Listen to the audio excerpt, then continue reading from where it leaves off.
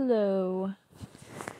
As everybody knows, life is all about putting things off for later, right? No? Maybe? Here we have, Sundry News for Friday, July 31st. Yes, I know what time it is. It's right there. Beginning with Daily Shapiro from Friday evening.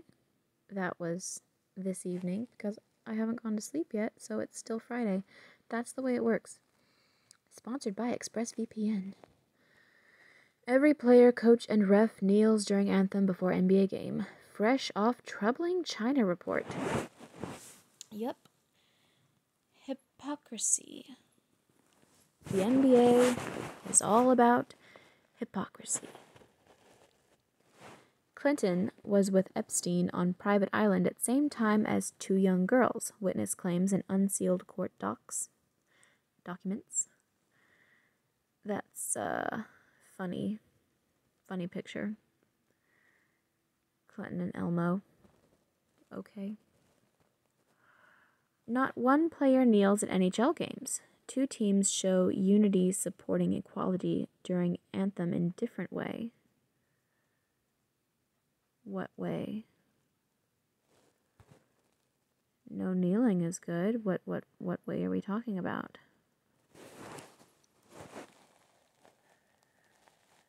It's the first I've heard of this. Nothing about it in the sports emails. Bucking trends in other professional sports, not a single player kneeled during the playing of the national anthem at... Is it knelt? I think knelt is right. At 3 different NHL exhibition games played this week. The Philadelphia Flyers and the Pittsburgh Penguins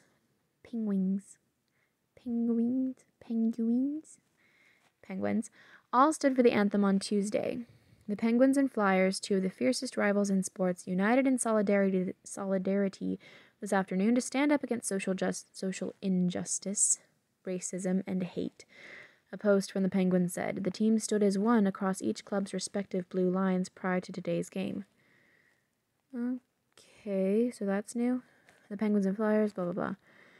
During an exhibition game between the New York Islanders and New York Rangers in Toronto Wednesday, all players and coaches stood as the Canadian and American national anthems played before the game started. Players and coaches standing in solidarity for the national anthem. Hockey rules. The following day, Dallas Stars and Nashville Predators players stood during the national anthem as well. Instead of taking a knee, players locked arms before the exhibition game as a show of unity supporting equality, Dallas News reported. That's nice. Captioning a photo of players locking arms, the official Twitter account for the Stars posted, "Bigger than hockey, we stand together for equality." We have equality. I'm just saying. You're not actually fighting for anything that we don't already have. I thought this was about police brutality. You know? Which is actually a very small problem and affects more white people than black people. But we have equality. Actually, we have less equality for white people and Asians and the whole college thing. Black people have it fine. Legally, rules-wise, laws-wise. I'm not going to read this history of kneeling. You've seen all the other teams do it, said Stars captain Jamie Benn, referring to players linking arms. We had some chats with Nashville and talked with Captain Roman Josie. We thought it would be good to mix it up, link arms. We stand for equality, and I think it's important we keep talking about it and keep improving it. Hey, you know what? It's refreshing to have somebody talk about how they stand for something and actually be standing while doing it. So that's good. Good for them. According to Dallas News, Ben and Stars forward Ty Dellandrea also wore hoodies to their post-game interview that read, "We skate for equality," part of the league's initiative that allows teams to choose a cause that they skate for. Players can individually choose a cause for the league's I Skate For campaign. As part of the Ice Skate 4 campaign, reported Matthew DeFrank's players can choose from slogans that range from honoring frontline essential workers to promoting social justice. Ugh. Frontline essential workers. Because we're in a war against COVID-19. The COVID is just shooting at you. You're in so much danger all the time.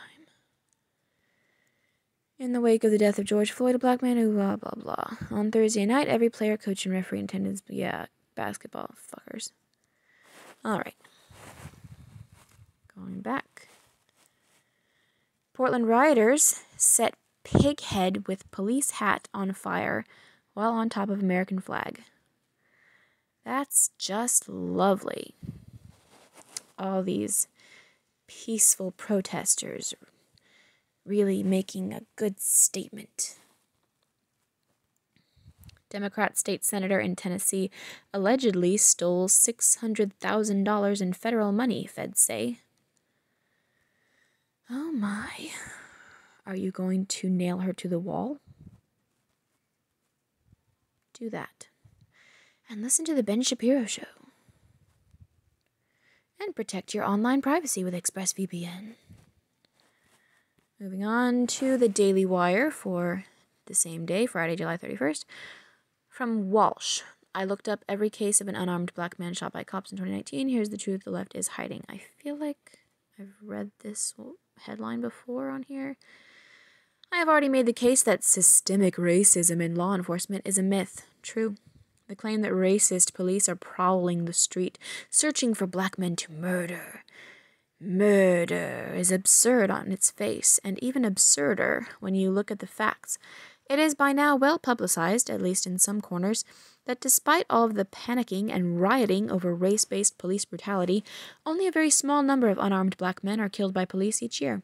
But an even closer look at the data, and a study of each unarmed killing, reveals that the real number of unjustified police shootings of actual unarmed people, black, white, or any other race, is much smaller still. Obama takes Trump shots during hyper-political eulogy for John Lewis. Yeah, you know, that's not surprising. Every single thing that Obama ever fucking does is hyper-political. He can't not be political. He's just incapable of being apolitical. It's his fucking bread and butter. And he's all about making that dough. Herman Cain, 74, dies from COVID-19 after a month in hospital. Sad world. 74, though. It's only dangerous to the old and infirm. Ohio health officials ban hydroxychloroquine for treating virus. GOP governor steps in to stop ban. People, they're so irresponsible. Literal doctors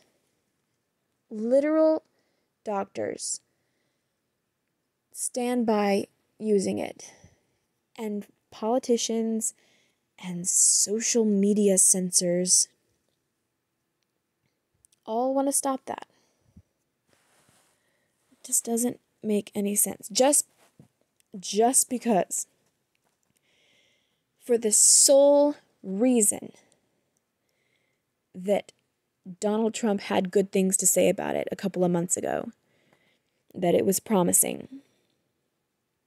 And then later on he said he was taking it preventatively. And Trump bad. So everything Trump say bad. It's insufferable. And irresponsible. And unethical in some cases. Moving on. The Daily Yahoo. Ellen DeGeneres addresses workplace toxicity allegations, takes responsibility. My name is on the show. In a letter obtained by The Hollywood Reporter, the 30-time Emmy winner promised change after current and former staffers claimed her show was a toxic workplace. And, you know how you know that this article is skewed against her is the fact that they use that terrible picture of her. Why do they use that terrible picture of her? Oh, because she's so bad now. Ever since she was seen sitting next to George Bush at a Cowboys game, there have been allegations after allegations coming out about what a terrible person she is. Oh, I didn't forget. This is all stemming from that. Coronavirus stimulus. Mitt Romney and other GOP senators propose 11th hour extension of extra unemployment benefits. Don't give in. Don't fucking do it.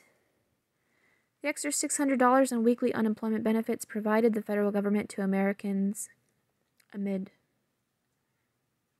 weekly unemployment benefits provided by the federal government to Americans amid the coronavirus panic is expected to expire after Friday. That was last Friday, as Congress struggles to agree upon the next stimulus package. I believe that was last Friday. Don't fucking do it. At least not for the $600. That's just way too much. Extra $600. That's way too much. People need to go out and get their jobs back. Second U.S. virus surge hits plateau, but few experts celebrate. Oh, they have never, because they're all the doom and gloom experts. While deaths from the coronavirus in the U.S. are mounting rapidly, mounting rapidly are they? Public health experts are seeing a flicker of good news. The second surge of confirmed cases appears to be leveling off. Scientists aren't celebrating by any means, warning that the trend is driven whatever.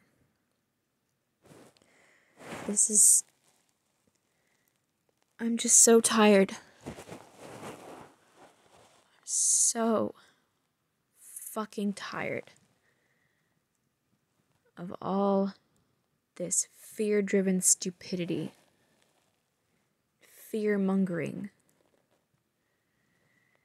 Critics point out exactly what Donald Trump is trying to hide with election delay stunt. Oh, really? Senators, cable news hosts, celebrities, and others named two things the president is likely trying to distract from. Or, perhaps, just like he says, he's hoping to avoid the inevitable debacle of mail-in voting. It's going to be a debacle for both sides. It's not something that we want. It's really not. BAE warns of lower earnings but restarts dividend on defense rebound. Britain's BAE Systems warned its 2020 earnings would fall due to COVID-19 disruption, but said it would restart dividend payouts because it expected defense sector business to rebound in the second half of the year. The maker of Typhoon fighter jets, combat vehicles, warfare something or other, BAE, Britain, the British something. Ghislaine, or Ghislaine, as I've heard it, I'm not really sure. Maxwell Jeffrey Epstein emails revealed in new court papers. In the papers, a key accuser also alleges the pair were equally involved in sex trafficking. Are you also going to mention how a witness supposedly put Bill Clinton on the island with Epstein at the same time as two underage girls? Featured. Stay up to date on coronavirus. Fuck you, Yahoo. Yahoo search. Stefania Spampanato. Catherine Zeta-Jones. Coronavirus. Dakota Fanning, Florence Pugh. 2020 Toyota Tacoma. Alicia Silverstone. Advantage Multi for Dogs. Sandra Bullock. Orthopedic Shoes Men. That's two suspicious things about the Yahoo trending now. Coronavirus is always at number 3. And generally, it's all women, aside from the random things like orthopedic shoes for men or Advantage Multi for dogs. It's always a whole bunch of women that people apparently search on Yahoo. Where were we? There we go. Last of all, 1440, in partnership with Diversifund. Good morning, it's Friday, July 31st, and we're covering grim economic numbers, a final goodbye to a civil rights icon, and more. Need to know. The big shrink. The U.S. economy shrunk by an estimated 9.5% between April and June, according to government data released yesterday. The second quarter figure equates to a seasonally adjusted annualized rate of about 33%, meaning nearly a third of the economy would be erased if the performance were extended for 12 months. Lovely. The plunge is the steepest on record, exceeding a 28% drop in 1921, though it still slightly beat analysts' predictions of more than 34%. The economy is expected to rebound in the third quarter with the actual full-year contraction target of 7%. So this is a wonderful, lovely example of how a country can completely destroy itself, or, almost completely destroy itself in a matter of months over nothing, over fear, over freak out, over a panic.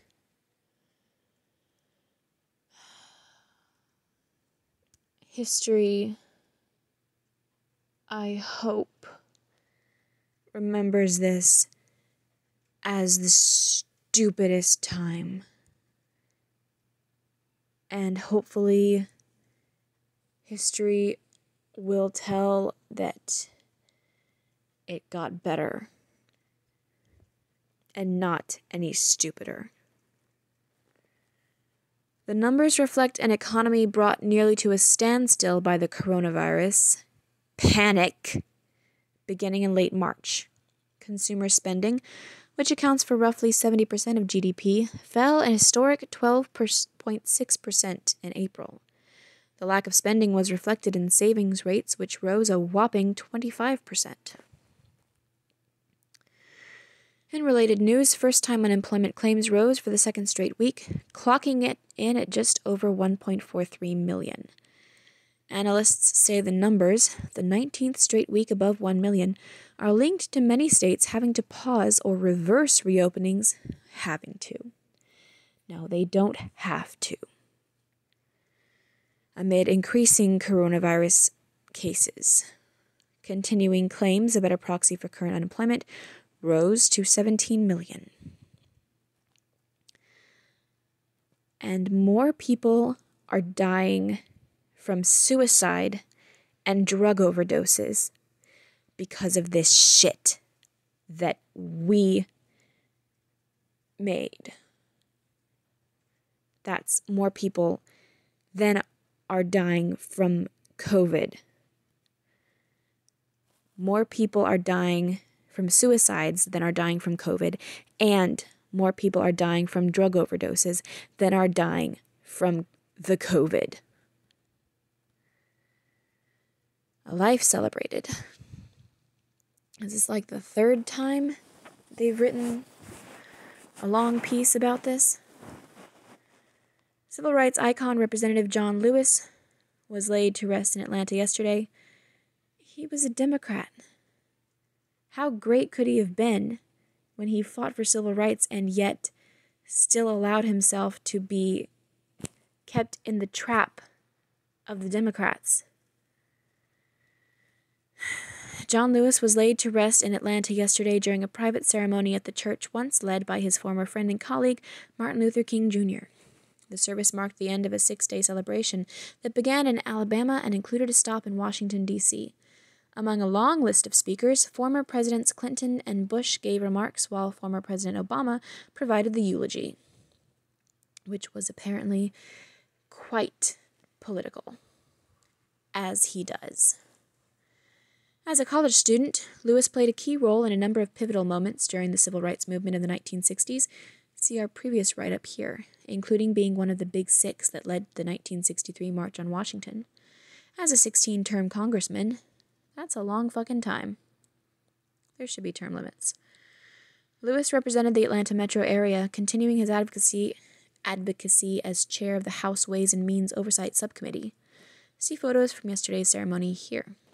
Lewis penned a final op-ed meant to be published posthumously on the day of his funeral. Read the piece here. Herman Cain dies. Former presidential candidate and food industry chief executive Herman Cain passed away yesterday after being hospitalized in early July with COVID-19 symptoms. Outside of his extensive business career, Cain was best known for his 999 tax plan during the 2012 election cycle. It is not known how Cain contracted the virus. Many noted he attended President Trump's June 20th rally in Tulsa without a face mask, among other travels. Okay. So you are alleging that he got it at a Trump rally?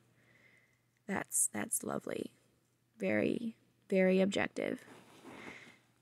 Those face masks are, as stated by pretty much every agency, including the CDC, those face masks are not for the protection of the wearers. They're for the protection of everybody else, supposedly. In Washington, D.C., congressional leaders continue to struggle to reach agreement on a fourth coronavirus stimulus package. Why did they make this part of Herman Cain? They couldn't talk more about Herman Cain? They wrote all this about John Lewis. They couldn't talk more about Herman Cain? In Washington, D.C., congressional leaders continue to struggle to reach agreement on a fourth coronavirus stimulus package. A $600 per week boost to unemployment benefits is set to expire today.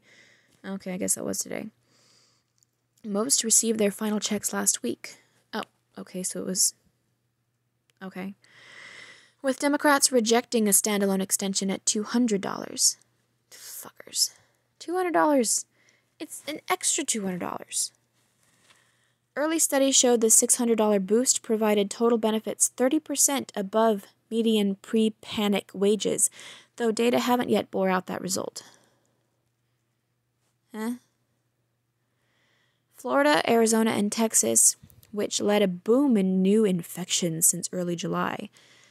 Yeah, a lot of that came over the border from Mexico. Have reversed the trend in cases, with cases dropping 5 to 10% over the past week. Aha. However, daily deaths, which typically lag a surge in new cases, have risen in Florida and Texas to around 200 per day. See how your state is doing here.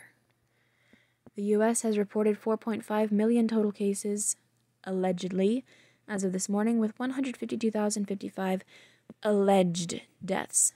You can see the 3-day moving average here, and check out a compilation of forecasts out of September here. Build wealth for a fraction of the cost? Diversifund. Ever wondered how wealthy people build and grow their portfolios? Well, it probably isn't by putting everything they have in the stock market, too risky, or into a savings account, too safe. They do it by diversifying their portfolio into alternative assets, like real estate. The 1% have been utilizing real estate as a wealth-building tool for centuries, and Diversifund has now made this asset class available to the everyday investor through their innovative platform. Diversifund provides opportunities for the everyday, non-accredited investor to access high-value private real estate investing through its non-traded REIT, Real Estate Investment Trust. With a minimum initial investment of just $500, you can start building wealth for your family's future. Diversifund's Growth REIT, Real Estate Investment Trust, strategy focuses on multifamily, cash-flowing properties, which is a non-correlated asset class to the stock market. This allows you to have a mechanism to help keep your assets secured during a downturn. Sign up and start building wealth today. Please support our sponsors. In the know. sports, entertainment, and culture. NHL returns tomorrow as the league moves directly to the postseason with a 24-team tournament. Here's how the tournament will work. Dolly Parton and Lil Nas X among winners at 31st Annual GLAAD Media Awards. See list of winners honoring LGBTQ inclusion in entertainment. Beyoncé's Black is King visual album out today on Disney+. It has something to do with The Lion King, I believe. But, that's, kind of a black supremacist sounding name. Oh, but that's not a thing, is it? There's only white supremacy. There's nobody out there who believes that having more melanin makes you better. Is there, Nick Cannon? LeBron James among players and coaches who knelt during national anthem on first night of NBA restart. Why does it start? Obviously, LeBron James is going to be... Commissioner Adam Silver won't enforce rule barring players from kneeling. So there's a rule. There's actually an NBA rule that says you can't kneel during the national anthem, and they're just not enforcing it? Beautiful. Really. Science and technology. NASA's Perseverance rover successfully launches, will reach Mars in mid-February 2021. Mission will search for signs of ancient life in a dried lakebed. Flexible circuits that can be drawn on the skin with a pen-like device offer a breakthrough for wearable electronics and biosensors. Scientists uncover how stem cells trigger the growth of new skin cells when stretched. Roughly 1 in 3 children have lead in their bloodstreams at concentrations high enough to impair neurological development, new study estimates. But we're more worried about COVID, right? Business and markets, S&P 500 down 0.4% and Dow down 0.9%, both down on unemployment and gross domestic product figures, while NASDAQ, up 0.4%, climbs on strong tech earnings. Earnings season. Amazon revenues rise 40% as e-commerce balloons amid panic. Sees largest quarterly profit in history. Shares up 5%. Alphabet, Google, sees quarterly revenue decline for first time as public company, driven by drop in advertising revenue. Shares flat. Good. Google should lose money. Apple blows past earnings expectations as consumers flock to products during panic. Shares up 6%. Ah, the cult of Apple. Facebook sees slowing Q2 growth as brands throttled spending in April, but beats revenue expectations. Shares up 6%. Consumer product goods giant Procter & Gamble sees strongest sales gain since 2006. Wow. Shares up 2%. Casino operator MGM sees 91% decline in quarterly revenues. Well, that was to be expected. Politics and world affairs. Canadian Prime Minister Justin Trudeau defends himself in front of Parliament over accusations that he helped steer a $400 million coronavirus grant toward a charity group with ties to his family. Ah, this man. D.C. Court of Appeals vacates earlier decision allowing the federal government to withdraw its prosecution of Michael Flynn. Case will now be heard by the full panel of 10 appellate judges. Republicans reject suggestion by President Trump to delay November elections over mail-in ballot concerns. Valid. Very valid mail-in ballot concerns. There's evidence from all of the mail-in voting that's been happening over the summer. But he's just wrong. Blistering heat wave hits the Middle East, with Baghdad reporting temperatures above 120 degrees for the fourth straight day. Damn. Love data visualizations like us? Check out our friends at Charter. They take some of the biggest news stories each week and create beautiful data visualizations around them. The result? Big insights in 5 minutes or less. More than 60,000 people are getting visual, data-driven insights into business, technology, entertainment, and politics. Join them for free here. In depth. Pluto's dark side. Nature. NASA's New Horizons space probe is still sending back images from when it zipped by the far side of Pluto in 2015, revealing spectacular, never-before-seen images, including hints of a hidden ocean. A Day One Mentality. From Congressional Testimony. Jeff Bezos. Jeff Bezos' congressional testimony. Though it came in during a congressional antitrust hearing, Amazon CEO Jeff Bezos' opening statement offered a compelling personal look at one of the world's most powerful people. Tic-Tac-Toe the Hard Way. From Pear Podcast. A fascinating and super accessible look at how human choices shape machine learning systems. Murder, Inc. History Extra. A look at the rise and fall of a notorious group of mafia contract killers in 1930s New York City. Neat. Avoid real estate FOMO. Diversifund's REIT is filling up fast. Act now while there's still room for new investors. You don't want to miss out on this opportunity to become a real estate investor and a co-owner of a portfolio of cash-flowing apartment buildings across the nation. The sooner you invest, the sooner you can start reaping the benefits of building compounding wealth. Invest with Diversifund today and grow your net worth like the 1%. Please support our sponsors. Etc. Best of July 2020. Editor's note.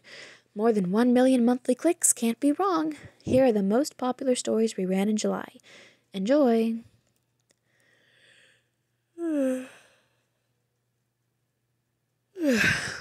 Excuse me. Welcome to the uncomfortably intriguing world of seductive radishes with photos. Well, there would certainly have to be photos. Here's how your phone spies on you. Google and Apple. Ranking the 100 best hospitals in the country. China is randomly mailing unknown seeds to American citizens. Science solves the fascinating mystery of goosebumps. These cities have the world's worst traffic. The oldest bar in all 50 states. The Far Side returns after a 25-year hiatus. I clicked on that. Man paints himself, painting himself, drawing himself, painting himself. An epic shot of the Statue of Liberty during a storm. What Microsoft found when it analyzed its newly remote workforce. Winners of the 2020 iPhone Photography Awards. Dr. Anthony Fauci flattens a curveball straight into the ground. It wasn't straight, though. It was way off to the side. Clickbait. Please watch this dog apologize to his buddy. History book. 17th U.S. President Andrew Johnson dies, 1875. Happy birthday, entrepreneur Mark Cuban, 1958. Harry Potter author J.K. Rowling, born, 1965. Start. Signed. Start one? Start I? Signed by U.S. and Soviet Union to begin nuclear arms reduction, 1991. Fidel Castro relinquishes power to brother Raul after more than 47 years, 2006. Work like there is someone working 24 hours a day to take it all away from you, Mark Cuban. Well, that's inspiring.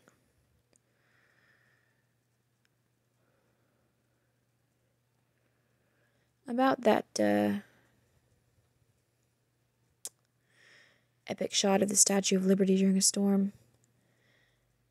We really don't deserve to have the Statue of Liberty right now. Liberty is being taken. I feel a lot less liberty. Just saying.